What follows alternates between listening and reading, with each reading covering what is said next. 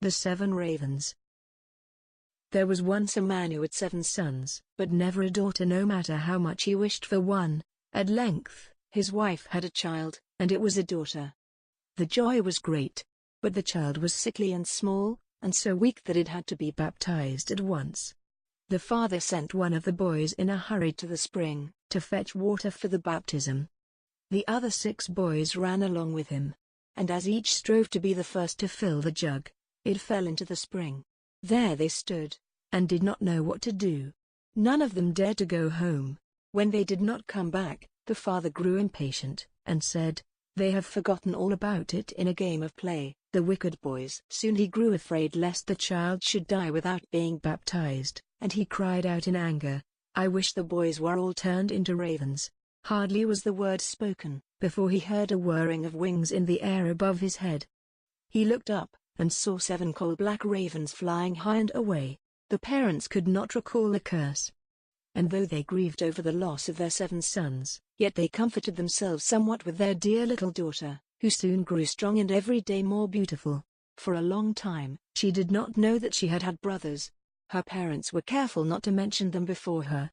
But one day, she chanced to overhear some people talking about her, and saying that the maiden is certainly beautiful, but really to blame for the misfortune of her 7 brothers. Then she was much troubled, and went to her father and mother, and asked if it was true that she had had brothers, and what was become of them.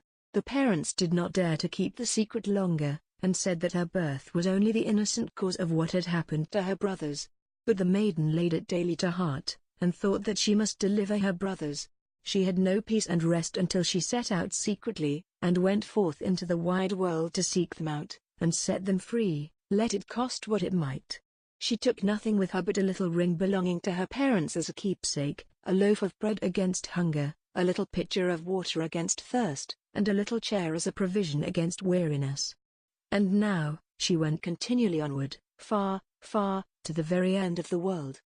Then she came to the sun, but it was too hot and terrible, and devoured little children. Hastily she ran away, and ran to the moon, but it was far too cold, and also awful and malicious. And when it saw the child, it said, I smell the flesh of men." On this she ran swiftly away, and came to the stars, which were kind and good to her, and each of them sat on its own little chair. But the morning star arose, and gave her the drumstick of a chicken, and said, "If you have not that drumstick you cannot open the glass mountain, and in the glass mountain are your brothers." The maiden took the drumstick, wrapped it carefully in a cloth, and went onward again until she came to the glass mountain. The door was shut, and she thought she would take out the drumstick. But when she undid the cloth, it was empty, and she had lost the good star's present. What was she now to do? She wished to rescue her brothers, and had no key to the glass mountain. The good little sister took a knife, cut off one of her little fingers, put it in the door, and succeeded in opening it.